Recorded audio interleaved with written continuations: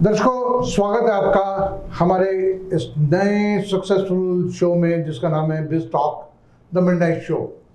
हमारे स्पॉन्सर हैं the cloud access. मैं आपका होस्ट, आपका दोस्त कुलजीत मारवा, एक प्रोडक्टिविटी एक्शन कोच हूँ। न्यूरो साइंस और साइकोलॉजी के बेस पे लोगों के लिए फ्रीडम एंड हैप्पीनेस क्रिएट करता हूँ। और सक्सेस का शेयर करना भी हमारे लिए एक हैप्पीनेस की बात है कि हम इस सक्सेस को देखें कि कैसे सक्सेसफुल लोग इस मुकाम तक पहुँचे हैं और हम कैसे और आगे जा सकते हैं। तो ज़िंदगी में दो चीज़ों की बहुत सख्त ज़रूरत पड़ती है। पहली अपनी हेल्थ और दूसरी वो विनिंग स्पिरिट। पहले जो हेल्थ में बोल रहा हूँ उसको हाईलाइट करने के लिए आज हमारे साथ आए हैं डॉक्टर अवरीन सिंह जी, जो लुधियाना के शाह हॉस्पिटल के जन्मदाता हैं और शाह हॉस्पिटल चला रहे हैं। और विनिंग स्पिरिट को और दिखाने के लिए हमारे ट्रॉफी के महाराजा मिस्टर पराग आनंद जी हमारे पास आए हैं और इनसे हम जानेंगे कि इनकी सक्सेस स्टोरी में क्या क्या चीज़ें चली इनकी ज़िंदगी में और कैसे हमें वो और टिप्स देंगे कि हम क्या क्या और ऐड कर सकते हैं अपने सक्सेसफुल होने के लिए। Welcome doctor Avreen ji and welcome Parag Anand ji. बड़ा अच्छा लगा आपको यहाँ पर स्टूडियो में देख के। एंड पहले अवरीन जी, मैं आपसे पूछना चाहूँगा कि हॉस्पिटल का जो विचार था या मेडिकल लाइन में, क्या ये बचपन से था या कोई इंस्पिरेशन थी आपकी लाइफ में? मेरे पेरेंट्स डॉक्टर थे जी। तो my mother she is a gynaecologist, my father was a pathologist, he is a professor. तो दोनों जानों को बड़े होते होते देखा हमने। तो उससे थोड़ी सी इंस्पिरेशन मिली थी। मैं और मेरे सिस्टर हैं, तो दोनों को ये शुरू से ही था कि अगर कुछ जाना है, कुछ करना है तो यही लाइन है हमारे लिए। ऐसा नहीं था कि पेरेंट्स ने कभी फोर्स किया, बट एक इंस्पायरिंग फिगर्स थे। तो उनको ही देखते बड़े हुए, तो फिर वही बन गए। सो गुड डॉक्टर अवरीन, आपने सोचा कि मैं डॉक्टर बनूंगा, पर एक फिल्मी स्टाइल लगता है कि पेरेंट्स हैं इसलिए मैं बन गया या हो गया, ऐसा पॉसिबल। तो मेरे को लगता है कि कुछ और मुश्किलें भी आई होंगी, इतना आसान नहीं रहा होगा ये सफ़र डॉक्टर बनने तक का। 13 साल की पढ़ाई लगी है जी। MBBS की 6 साल की डिग्री, हर स्टेप पे entrance examinations, all India level पे compete करना, रैंक्स लेके आने। तो वो सोचने में, सुनने में अच्छा लगता है कि हाँ डॉक्टर के बच्चे थे तो बन गए। तो ऐसा नहीं था कि गद्दी सजी हुई थी और जाके बैठ गए। तो वो डिग्री हासिल करने के लिए, एक मुकाम पाने के लिए मेहनत तो करनी पड़ती है।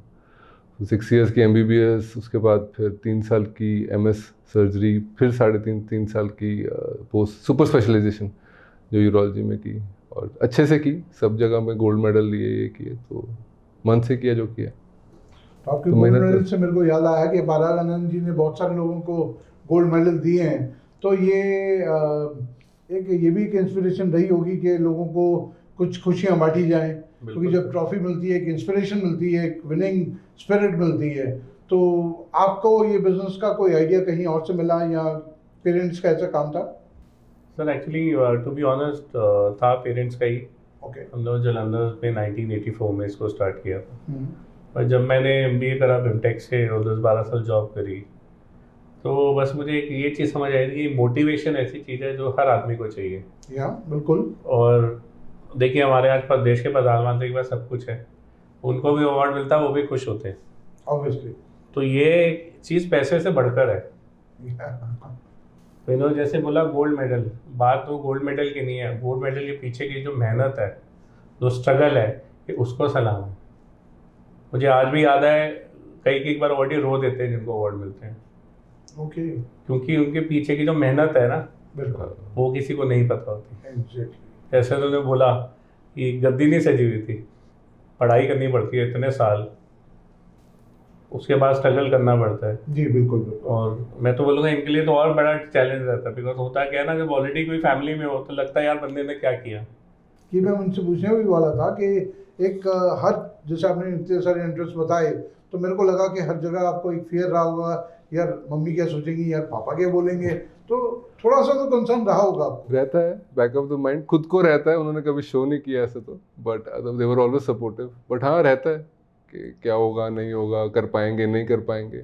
अभी भी लगता है कि जितना उन्होंने मेहनत की है, जितना वो जिस मुकाम पे लेके गए हैं हॉस्पिटल को, हम उतना अच्छा उससे ऊपर लेके जा पाएंगे, नहीं पाएंगे। So they are the role model for you. Okay, so Parag ji, आपके साथ भी कुछ ऐसा रहा कि पापा कर रहे हैं काम तो मैं भी यही करूं, या कुछ और मन में भी आया कि ये भी कर लूं मैं? सर मेरे एक्चुअल को में पता ऐसा था लगा कि कि कुछ जॉब में भी थे आप। हाँ, मैं जॉब में कई साल था, बट वही कहते हैं ना, एक टाइम आता है जॉब में कि अब रैट रेस से तंग आ जाते हो, लगता है यार अब करना है तो बस अपने लिए करना है। ओके तो अब मैं सेल्स में रहा, स्ट्रैटेजी में रहा, ओके तो मैंने कहा जब हम ब्रांड बना सकते हैं दूसरों को यहाँ से, तो हम अपना ब्रांड क्यों नहीं क्रिएट करते। ये तो ऑब्वियसली। ट्रॉफी इंडस्ट्री बहुत ही अनऑर्गेनाइज इंडस्ट्री थी। तो मैं, आप समझिए, मैं कस्टमर बन के चांदनी चौक गया और मैंने कुछ सवाल पूछे कि सर दादा मुझे थीम पे ट्रॉफी चाहिए या मुझे कल 100 ट्रॉफी चाहिए, तो जवाब मिलता है कि जी ये किताब है जो आप ले सकते हो, ले लो। और मैं हैरान हो गया कि अभी वक्त बदल रहा है, टाइम बदल रहा है, लोगों को जोमेटो की तरह तुरंत आदत है घर बैठ के सामान आ जाए, हाँ और आप बिल्कुल। उस दौर में ऐसे काम कर रहे हो। फिर जब मैं डीप में घुसा तो देखा टेक्नोलॉजी नाम की चीज़ ही नहीं थी, स्टॉक मैनेजमेंट नहीं था। ओके थैंक्स टू मेरा एमबीए का एक्सपीरियंस और सेल्स और प्रोजेक्ट मैनेजमेंट का, okay then we I came out with the strategy. और पहले हम सिर्फ स्कूल कॉलेज में फेमस थे, और आज भाई गॉड ग्रेस इंडिया का कोई कोना नहीं है जहाँ पे कोई कंपनी वाला नहीं जानता हो। Wow wonderful. और we are the largest team of all across India, अगर आप बोलो, और 40-45 लोग की टीम है, क्योंकि ट्रॉफी में एक या दो आदमी ही लोग सोचते हैं कि दुकानें होती हैं, एक बंदा खुद ही फ़ोन उठा रहा है, सब कुछ खुद ही कर रहा है। गुड। तो आपने जब टेक्नोलॉजी को ऐड किया तो पापा की तरफ से कोई रेजिस्टेंस थी या वेलकम किया उन्होंने आपको? तो भी ऑनलाइन जब इनिशियली आ रहा था तो पापा कह रहे थे यार इस काम में इतना स्कोप है भी, तो कर पाएगा। तो मैंने कहा आपको मेरे पे भरोसा रखो। फिर Okay. मैं आते ही चाइना गया, देखा वहाँ कैसे लोग काम कर रहे हैं, टेक्नोलॉजी स्टडी करी, फिर देखा इंडिया में कैसे काम हो रहा है, मैन्युफैक्चरिंग कैसे हो रही है। तो जब मैंने ज्वाइन किया मैन्युफैक्चरिंग नहीं कर रहे थे, हम ट्रेडिंग में थे। ओके मेरे घुसने के बाद मुझे एक चीज़ समझ आ गई, मैं बेच तब सकता हूँ जब मैं बनाऊँ। तो मेरे पास Confidence आया प्रोडक्ट ही product नहीं है में। प्रोडक्ट बेचने का। आज हमारे प्रोडक्ट बड़े से बड़े ब्रांड्स यूज़ करते हैं, चाहे वो गूगल हो, चाहे सैमसंग हो, चाहे या पेप्सी हो, चाहे नेस्ले हो, चाहे माइक्रोसॉफ्ट हो, बिकॉज वो प्रोडक्ट जो कि ग्लोबल लेवल का है, पहले हम खुद तो बनाए। तो फिर मैं मैन्युफैक्चरिंग में घुसा, चीज़ें समझी, कंपटीशन स्टडी किया, देन वी केम आउट। फिर आज भगवान की दया से 2 साल पहले मेरे यंगर ब्रदर ने बेंसन अवार्ड्स कनाडा स्टार्ट किया वैंकूवर में, ओके और वहाँ पे भी हमारा ऑफिस अपना हो चुका है। अच्छा मशीनें एक स्टार्ट की थी, या 3 मशीनें हो चुकी है। गुड। वहाँ भी एम्प्लॉयज़ हमने शुरू कर दिए। इंडिया में तो आसान है थोड़ा एम्प्लॉयज़, वहाँ कनाडा जैसे देश में एम्प्लॉई हायर करना भी बड़ी बात होती है, और आज हम उस डायरेक्शन में पहुँच गए हैं। वंडरफुल। सो जैसे पराग जी की बात से हमें पता लगा कि रिसर्च वर्क बहुत ज़रूरी है, तो डॉक्टर अरविंद मैं आपसे जानना चाहूँगा, मेरे क्यूरियोसिटी मन में कि शाह हॉस्पिटल एक एस्टेब्लिश नेम है और बहुत लोग जानते हैं, और आपकी रेपुटेशन इतनी बढ़िया है कि यूरोलॉजिस्ट ले लो या गायना में चले जाओ, तो जो आपकी स्पेशलाइजेशन है वो डिफरेंट है और लोगों में रेपुटेशन भी बहुत डिफरेंट है, मैंने जो सुना है इसके बारे में। तो आपको ये नहीं लगा कि अब नेक्स्ट लेवल में क्या करूँ, नेक्स्ट लेवल कैसे और आगे ले जाऊँ, क्या प्लान है आपके आगे फ्यूचर की? साइंस जो है, मेडिकल की जो हमारी स्पेशलिटीज़ हैं वो भी इवॉल्व होती रह रही हैं। ओके तो उसमें जो भी चेंजेस हो रहे हैं, जो भी एडवांस टेक्निक्स आ रही हैं, जो जैसे यूरोलॉजी में लेजर्स आ रही हैं, जो कुछ होते हैं, तो हमारा ये रहता ही है कि जो भी हम ऐड ऑन कर सकते हैं, जब जो भी कि इसके एडवांटेजेस हैं, पुरानी टेक्निक से ये बेहतर है। अगर पेशेंट 2 दिन में डिस्चार्ज हो रहा था पहले, और एडवांस टेक्निक करने से 1 दिन में या 24 घंटे with in a day discharge हो रहा है, तो वो बेटर है। इंस्टेड ऑफ आप ये फोकस करें कि नहीं वही पुराना चलाना है और वही सब करना है। तो ऐसी एडवांसमेंट्स हम करते रहे हैं। गायनी में भी बहुत हुई हैं, गायनी में hysteroscopic surgeries I think Ludhiana में सिर्फ हम ही कर रहे हैं। लेज़र्स थी, थूलियम लेज़र है लुधियाना में जो हम सबसे पहले लेकर आए थे, उसके लिए हमारे को पंजाब में सबसे पहले सेंटर ऑफ एक्सीलेंस का अवार्ड मिला था for RIRS, and that was with in a year of starting it. तो वो ये एडवांसमेंट्स करनी पड़ती है इसमें। जैसे साइंस इवॉल्व हो रही है, you have to be updated. अगर आप अपडेट नहीं रह जाएंगे तो आप कहीं ना कहीं पीछे रह जाएंगे। अगर आप पीछे रह जाएंगे तो फिर लोग आपको वही पुराना ही जानेंगे, नई चीज़ों का नहीं जान पाएंगे। तो ये बहुत इंपॉर्टेंट है कि आप अपनी फील्ड में रिसर्च करते रहें, जैसे पराग जी ने बोला है। तो वो इंपॉर्टेंट है, अगर आप नई चीज़ें लेकर आ रहे हैं और अपनी लाइफ ईजी कर रहे हैं। अगर 3 दिन पेशेंट रह रहा है तो 3 दिन उसका ख्याल भी तो मुझे ही रखना है, और अगर वो 1 दिन में फिट होकर अपने घर जा रहा है तो वो भी खुश है, मैं भी खुश हूँ। सर डॉक्टर साहब, मेरे को इसमें साथ साथ आपकी ऑथेंटिसिटी भी नज़र आ रही है। जैसे अक्सर पेशेंट्स को मैंने सुना है कि डॉक्टर से बात करो, हम लोग ठीक होना शुरू हो जाते हैं, क्योंकि आप उतना इतना सिंपल करके बताते हो चीज़ें जो अक्सर लोग नहीं बता पाते या नहीं कहते, वो एक्सपेंड करते हैं। बट आपके पास बहुत अच्छी चीज़ है जो आप उनको प्रिसाइज करके उनको जो रिक्वायरमेंट होती है वही तक उनको ले जाते हैं। तो that's really wonderful and I applaud for this. Parag ji, एक क्वेश्चन मेरे दिमाग में आपके लिए आ रहा है कि डिफरेंटली आपने एक्सपेंड तो बहुत अच्छा कर दिया, टेक्नोलॉजी भी डाली, आपने मैन्युफैक्चरिंग भी शुरू कर दी, अब एक अच्छी टीम की ज़रूरत होती है, तो वो आपने कैसे हैंडल करा, उसको कैसे डेवलप कर रहे हो? Sir to be honest, team बनाना बहुत ही टफ काम है और आप ये समझिए धीरे धीरे स्लोली स्टडली अच्छे लोग मिल रहे हैं। ओके तो रेट क्या रहता है कि आप 3 लोग हायर करते हो तो उसमें से एक टिकता है, ओके जिसकी एक विजन होती है लंबा जाने का। ओके पर सर हमने अच्छा क्या किया है, क्योंकि हम खुद कॉर्पोरेट से आए हैं तो टिपिकल लाला जी की तरह बिजनेस नहीं कर रहे हैं। So we give a lot of incentives to our staff, okay retention bonuses देते हैं जो कि कॉर्पोरेट में दिए जाते हैं। उसी की वजह से हम लोग ग्रो कर पाए हैं, अदरवाइज यार सारा काम खुद नहीं कर सकते। ओके और हमारा ग्रोथ का बहुत बड़ा रीजन भी यही रहा है। That's wonderful. आपने बोला कि देना जानता हूँ तो इसलिए मिलता बहुत कुछ है। मिलता है। That's really awesome. और डॉक्टर साहब, एक क्वेश्चन आपके भी लिए भी है मेरे पास कि अक्सर कभी ऐसा भी होता है कि बहुत आपके जैसे काफ़ी अच्छी स्टेटस फैमिलीज आती हैं और कभी बहुत कम पैसे वाला बंदा मजबूरी में कहीं, और वो चाहता है मैं आप ही के पास जाऊँ बिकॉज वो आपकी रेपुटेशन को जानता है, आपकी गुडविल को जानता है, तो आपके पास आता है। तो आप एक तो होता है कि आपको इंश्योरेंस के थ्रू उनको डील करते हो, अदरवाइज और क्या तरीका है आपके पास उनको सपोर्ट करने का? तो देखो, जो तो बहुत पुअर होते हैं उनके लिए 2 ही ऑप्शन जो मैं उनको गाइड करता हूँ। Okay. वन इज जो अगर कोई गवर्नमेंट स्कीम के अंदर वो बैठ पाते हैं, कोई राशन कार्ड उनका है या पुअर कार्ड है जिसके कारण वो आयुष्मान या कोई भी और स्कीम जो फ्री है जिसके कारण, तो वो हम रन करते हैं हॉस्पिटल के Okay. अंदर। अगर फिर भी नहीं है, मान लो कि इतना पुअर है कि वो भी नहीं बना पाए, तो हम हमारी एनजीओज के साथ कुछ टाई अप्स हैं जो पेशेंट की वेरिफिकेशन करने के बाद पेशेंट की पूरी ट्रीटमेंट फ्री पे कर देते हैं। उसमें कॉस्ट कटिंग दोनों लेवल से होती है, पेशेंट से कभी कुछ लेते हैं, कई बार कुछ भी नहीं लेते, और हम भी अपने चार्जेस बिल्कुल कम कर देते हैं। अच्छा, वेरी गुड। बिकॉज अगर पेशेंट को पता है कि मेरी ये बीमारी है और उसका हल नहीं मिल रहा, तो बेटर है कि भटकने से अच्छा किसी की मदद लेके उसकी हेल्प की जाए। सर, आज स्पेशलिटी कोई भी हो, आज जरूरत है उसको सही सजेशन मिलने की, सही Yes. राय मिलने की और सही गाइड करने की। बिल्कुल। तो आदमी के पास इतना पैसा है या इतना पैसा है तो सर कमाया हुआ मेहनत का, तो डेफिनेटली डॉक्टर साहब से जो सपोर्ट मिलती है वो अच्छा ही है।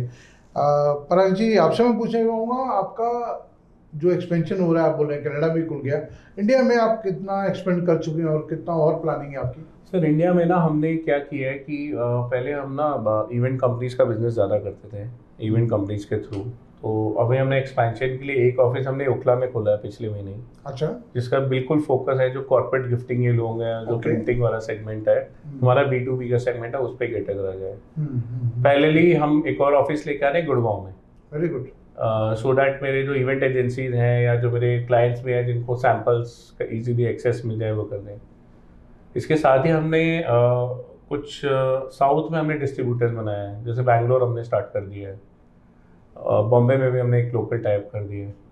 इनफैक्ट हमने जो बेस्ट चीज़ ये करी है सर, हमने ये बोला कि आप अपना प्रोडक्ट सिलेक्ट करो, बॉम्बे में, बैंगलोर में या कहीं भी, ओके, डिलीवरी आपके इवेंट में मिलेगी। सर होता क्या है, इवेंट कोई मेट्रो सिटीज़ में नहीं करता, या तो लोग गोवा जा रहे होते हैं या आगरा जा रहे होते हैं या ओके, अंडमान जा रहे होते हैं या थाईलैंड, आप जहाँ मर्जी जाओ वर्ल्ड में, आपका ट्रॉफी हम पहुँचा देंगे, अरे वाह, that's wonderful. Because packing logistics सारी हमारी है। सो जैसे आप ट्रॉफी पहुंचा रहे हैं, तो मैं दर्शकों को एक और सेगमेंट की तरफ पहुंचाना चाह रहा हूँ इस वक्त, और मैं एक्साइटेड हूँ अपने आचार्य जी को बुलाने के लिए, जो हमारे वर्ल्ड फेमस वास्तुशास्त्री हैं, न्यूमरोलॉजिस्ट हैं, और बहुत सारी साइंसेज हैं जो अक्सर हमें बताते नहीं, पर उनके पास बहुत सारी चीज़ें हैं जो हम जान सकते हैं, जो हम पूछ सकते हैं। तो आइए, आपको मैं ले चलता हूँ अपने नए सेगमेंट की तरफ। सो दर्शकों, आपका स्वागत है। आइए मिलवाएं आपको विश्व विख्यात आचार्य डॉक्टर विवेक पंचतत्व जी से, एंड मिलते हैं जैसे इनका ज्ञान है, जैसे इनकी अपनी रिसर्च है, उससे हम काफ़ी कुछ जान सकते हैं। और आज जानना चाहते हैं हम कि कैसे हम ये जो हमारे सक्सेसफुल लोग बैठे हुए हैं, successful doctor, successful trophy winner कहूँगा या राजा कहूँगा सर, एंड उनके साथ हम कुछ क्वेश्चन ले सकते हैं, क्योंकि जैसे ऑलरेडी इनके पास उनका डाटा है, उनकी डेट ऑफ बर्थ है, वो हमने पहले दी हुई है, उसी के बेस पे मैं आपको न्योता देता हूँ कि आप कुछ भी क्वेश्चन उनसे अपने बिजनेस रिलेटेड पूछ सकते हैं। आइए सर, स्वागत है आपका। निदान करा। मैं पूछता हूँ पहले आचार्य जी। हाँ। तो आचार्य जी कुछ टाइम से मैं एक्सपेंशन के बारे में सोच रहा था, तो मैं ये जानना चाहता हूँ कि मेरे लिए एक्सपेंशन करना ज़्यादा बेहतर रहेगा कि मैं एक नया हॉस्पिटल थोड़ा आउटस्कर्ट्स पे खोलूँ। डॉक्टर अरविंद, मैं जैसे आपकी कुंडली में देख पा रहा हूँ कि आप पुरानी जगह को चेंज करके कुछ नया करना चाहें, तो उससे बेटर यही रहेगा कि आप कोई नई जगह खरीदें और वहाँ पर नया ही कोई सेटअप अपना डेवलप करें। वो आपके लिए सबसे अच्छा रहेगा, ज़्यादा प्रॉफिटेबल और ज़्यादा प्रसिद्धि भी देगा। नॉट ओनली प्रॉफिट, देखो डॉक्टर केवल पैसे कमाने के लिए, डॉक्टर जो है ना, it's a very noble profession. तो वो जो नाम है, वो जो आपकी प्रसिद्धि है, वो जो आपका फेम है, वो बढ़ाएगा आपको।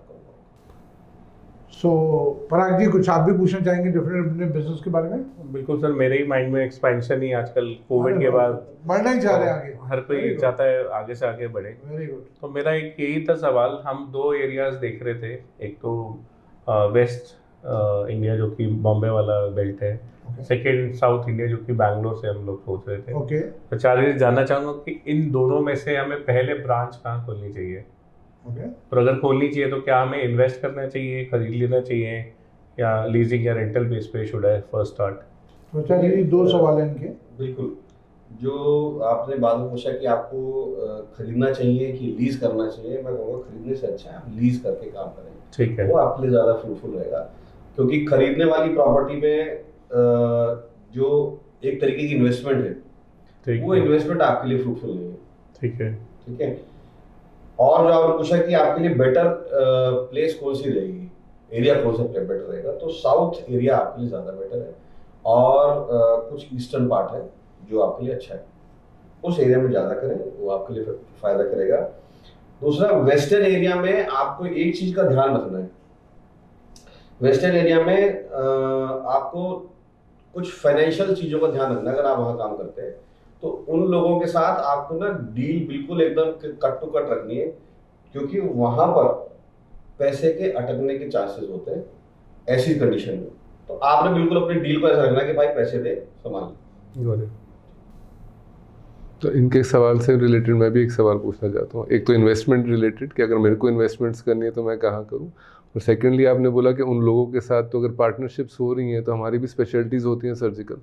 अभी हम वी हैव 4 ब्रांचेस जिसमें मेजॉरिटीली गायनी है, ऑब्स्टेटिक्स है, सर्जरी है, यूरोलॉजी है। तो अगर हम सर्जिकल ब्रांचेस में कुछ और कोलैबोरेशन करना चाहते हैं या कुछ और डॉक्टर्स को लेके आना चाहते हैं, तो उसमें हम कोई और सर्जिकल ब्रांच लेकर आ सकते हैं कि नहीं? जैसे कोई आई का हो गया, जहाँ हड्डियों के डॉक्टर हो गए या कुछ ऐसा। तो इन्वेस्टमेंट और इसके बारे में देखिए, जहाँ तक इन्वेस्टमेंट की बात है वो मैं आपको बात बताता हूँ, लेकिन एक चीज़ में बड़ी अच्छी देखी है आपके इसमें कि आप हड्डियों से संबंधित नहीं, आप आई से रिलेटेड कोई काम कर सकते हैं, और पार्टनरशिप्स तो आपके लिए बहुत फ्रूटफुल है। आप आई से रिलेटेड कर सकते हैं। एक और चीज़ इसमें दिख रही है कि आप कुछ स्किन से रिलेटेड भी कर सकते हैं। मेरे को इतनी डॉक्टरी की इतनी नॉलेज नहीं है, लेकिन फिर भी हाँ, स्किन के डॉक्टर्स अलग होते हैं, आई के डॉक्टर्स अलग होते हैं, तो उनके साथ आप कुछ कोलैबोरेशन या कुछ आप अपनी टाइप्स कर सकते हैं। और जहाँ तक सवाल है इन्वेस्टमेंट्स का, जो भी प्रॉपर्टी इन्वेस्टमेंट्स का, तो मेरा सजेशन तो ये रहेगा कि जो भी इन्वेस्टमेंट करें अपनी पत्नी के नाम से करें, वो ज़्यादा फ्रूटफुल रहेगी आपके लिए। करेक्ट। सो पराग जी, कुछ आप टीम के बारे में कुछ हर्डल्स देख रहे थे, तो उसके बारे में कुछ सवाल पूछना चाहेंगे आचार्य जी से, क्योंकि marketing is most important area for you. जब आप आचार्य, टीम हायरिंग, अच्छी team hiring has always been a struggle area for me, और आई थिंक इसका एक रीज़न भी है कि हम जितना तेज़ी से एक्सपैंड करना था नहीं कर पा रहे। कहीं ना माइंड में रहता है यार क्वालिटी मेंटेन रहनी चाहिए। तो टीम जब तक अच्छी ना हो ना, कॉन्फिडेंस नहीं आता कि हमने इतनी मेहनत करके नाम यहाँ तक पहुँचाया खराब। तो उसके लिए आप क्या सजेस्ट करेंगे कि क्या करना चाहिए, जिससे कि, बिकॉज मैंने हायरिंग वेबसाइट से भी करी है, तो कोई ऐसा कोई यूनिक आइडिया जो आपको लगे जो मैं यूज़ करूँ जिससे हायरिंग में मुझे हेल्प मिले? देखिए, एक बड़ा अच्छा आप आइडिया ये यूज़ कर सकते हैं। किसी भी आदमी को जब आप जॉब पे रखते हैं, तो आपने जैसे भी मैंने सुना बातों बात में बताया कि आप लोगों को इंसेंटिव भी देते हैं, उनको आप अवार्ड्स रिकॉग्निशन वगैरह भी देते हैं, रिवार्ड और रिकॉग्निशन वो भी देते हैं। यही बेसिक आपका काम है कि रिवार्ड रिकॉग्निशन के लिए आप लोगों को ट्रॉफीज वगैरह भी देते हैं। तो other than this reward and recognition, आप उनको कुछ बिजनेस मॉडल भी दे दें कि भाई ठीक है, फॉर एग्जांपल कि आपने बोला भाई इतनी ट्रॉफी बेचोगे इतना % आपका रिवार्ड है, ये एक अलग हो गया। एक बिजनेस मॉडल भी उनको डेवलप करके दे दें जिसमें कि जैसे कि हालांकि मुझे पता है कि मल्टी लेवल मार्केटिंग बहुत सारी आजकल इतनी फैली है और इतनी बदनाम हो चुकी है, बहुत खराब चीज है, लेकिन आपकी फील्ड में आप कुछ ऐसा बिजनेस मॉडल डेवलप करके दे सकते हो कि भाई देख तू तो कर रहा है, किसी और को लेके अपने जैसे को उससे भी करवा, और then you will be rewarded for this. समझ गया। सो पराग जी, यहाँ मैं एक और चीज़ नोट कर रहा हूँ, मैं जैसे आपने मेरे साथ शेयर किया था, आपका पार्टनर बड़ा स्ट्रांग है। आपने बताया कि आपकी पार्टनर है वो बड़ा स्ट्रांग आपके साथ जा रही है। मेरी वाइफ, या सर बिल्कुल सही जगह पहुँचे। हाँ। मैं वही कह रहा था कि वो बड़ा स्ट्रांग कर रही है। तो क्या टीम हैंडलिंग में कहीं आप बिजनेस में कहीं उनको आगे प्रमोट करना चाहिए, इनको पराग जी को ज़्यादा to be a stronger businessman? देखिए, being a wife life partner वो एक अच्छी बात है इनके लिए, पर उनको बिजनेस पार्टनर बनाएंगे तो इनके लिए कुछ प्रॉब्लम हो सकती है, क्योंकि बिजनेस पार्टनरशिप इनके लिए है नहीं। ये कोई भी काम करें खुद करें, ओके। और हाँ उसमें उनको अपने अंडर किसी काम कुछ भी दे दिया या कुछ भी करा दिया अलग बात है। समझ गया। लाइफ पार्टनर बहुत अच्छी है, कोई दिक्कत नहीं है, लेकिन बिजनेस पार्टनर बनाएंगे तो कॉम्प्लिकेशन। जैसे अभी मैंने करंटली एडमिन और एचआर उनको दे रखा है, हाँ but when it comes to strategic planning मैं उसमें इन्वॉल्व ना करूँ। नहीं, आप किसी भी चाहे स्ट्रेटेजिक प्लानिंग जो मर्जी करें, समझ गया, पर उनको आप as a business partner introduce ना करें। समझ गया मैं, एज ए एम्प्लॉय आप समझ ट्रीट गया। कर सकते हो उनको। समझ गया, गॉट इट। एज अ अच्छा, बिजनेस कुछ पार्टनर support। उनको रखें। Yeah. आप एज अ चाहे एम्प्लॉय रखें या एज एन वर्किंग एजेंट रखें या मतलब ऑफिशियली जो बुक्स में हाँ, रखते हैं हाँ। उसमें रखें। हाँ जी। क्योंकि मेरे को ये लगा सर बीवी ने असली में मालिक वही मालिक मेरी भी इन्वेस्टमेंट उधर करते हैं। मैं बताया, देखिए वो लाइफ पार्टनर है और वो रहेंगी और अच्छा है। सर उनको तो लाइफ बोल भी नहीं पार्टनर सकते सर टीवी पे उनको लाइफ पार्टनर नहीं रहे, लाइफ पार्टनर ही रहते हैं, उनको बिजनेस पार्टनर के लिए अब करके कॉम्प्लिकेशन वाली चीज ना करें। पर आचार्य जी, जैसे आपने डॉक्टर साहब के लिए बताया था, डॉक्टर साहब को तो पार्टनरशिप बड़ी सूट करती है। हाँ। तो इनके केस में तो दोनों चीजें वहीं पर है, नहीं, लाइफ मैंने- पार्टनर भी मैंने है, इनकी- बिजनेस पार्टनर भी है। मैंने इनके लाइफ पार्टनर बिजनेस पार्टनर के लिए कोई मैंने बात नहीं Okay. की। मैंने ये कहा कि इनकी जो इन्वेस्टमेंट है, Okay. जो जैसे प्रॉपर्टी में पैसा लगाते हैं, कोई ऐसा पैसा लगाते हैं, वो वाइफ के नाम पे करे, Okay. उसमें उनको ज्यादा फायदा होगा रादर इनके नाम पे करे। हाँ, मतलब उनकी केस में रिवर्स है, तो उनकी हाँ, पत्नी बता रही है हाँ जी, कि हाँ। वाइफ के साथ भी पार्टनरशिप बड़ी अच्छी रहेगी। बोलिए हमारा वैसे ही कॉम्बिनेशन हैंड इन हैंड जाता है ना। अगर वो फीमेल को देखते हैं गायनेकोलॉजिस्ट हैं तो मेल्स को हम देखते हैं, तो गुड सर, गुड। बढ़िया। जैसे मैं क्या थी प्लान कर रहा था, जैसे शार्क टैंक्स हो गए इन्वेस्टमेंट के, तो उसमें मुझे बिल्कुल नहीं करना चाहिए आपके हिसाब से? देखिए, कोई भी व्यक्ति आपके साथ अदर देन बिजनेस पार्टनर ठीक है, जुड़ता है, चाहे वो आपको लोन प्रोवाइड करे, एज अ फंड प्रोवाइड करे, लेकिन बिजनेस पार्टनर ना ऐड हो, समझ तब गया। तक वो आपके लिए अच्छा है। जैसे ही वो बिजनेस पार्टनर बनेगा तो वो कहीं ना कहीं एक प्रॉब्लम क्रिएशन वाली सिचुएशन होगी। वो प्रॉब्लम क्रिएट होगी बिजनेस के लिए भी और आपके रिलेशनशिप के लिए भी। जैसे कि ये लोग इन्वेस्टमेंट करते भी हैं, जैसे 2% ले लिया, 1 करोड़ दे दिया, उसको आपने बिजनेस में यूज़ कर लिया, तो वो एक तरीके से पार्टनरशिप तो नहीं बोल सकते, तो वैसा तो हम कर ही सकते हैं नहीं? हाँ, वैसा आप कर सकते हैं। चलिए। वो एक अलग, देखिए फॉर एग्जाम्पल जी, आपको 10 करोड़ रुपए चाहिए और अरविंदर जी ने आपको दे दी 10 करोड़ रुपए, बोले भाई मेरे को इतना इंटरेस्ट देते रहना, बात बताओ। अब आपने कहा अरविंदर जी मेरे पार्टनर बन जाओ, वो प्रॉब्लम रिलेशनशिप की हो जाएगी, समझ बिजनेस गया, गॉट इट। गुड। पैसे इन्वेस्टमेंट ठीक है, बट एक्टिव में जहाँ आएगा वहाँ प्रॉब्लम होगी। हाँ जी। तो मैं आचार्य जी का एक और राज खोलना चाह रहा हूँ हम दोनों के सामने कि आचार्य जी वास्तु में बहुत अच्छा परफेक्शन और बहुत बढ़िया चीज़ें रखते हैं, और बड़ी हैरानी की चीज़ मेरे लिए भी थी। सो जैसे आचार्य जी इस चीज़ पे काफ़ी गुण ज्ञान है इनका, और आचार्य जी मैं आपसे इन दोनों के बिहाफ पे एक रिक्वेस्ट करना चाहूँगा, क्यों ना इनके बारे में, वास्तु के बारे में थोड़ा सा इनको गाइड करें आप, तो बहुत मज़ा रहेगा। देखिए, अरविंद जी के बारे में मैं तो वास्तु तो बाद में गाइड करूंगा, पर मुझे इतनी अच्छी चीज़ दिखी है कि इनके पास पूरे 1 साल का टाइम है। उस 1 साल में कोई नई टेक्नोलॉजी, कोई नई रिसर्च, कोई भी ऐसी चीज़ जो लोगों को बहुत अलग किस्म से फैसिलिटेट करने वाली है, मतलब कुछ ऐसा करने वाली है कि आदमी का ना घर बैठे कुछ काम हो रहा है।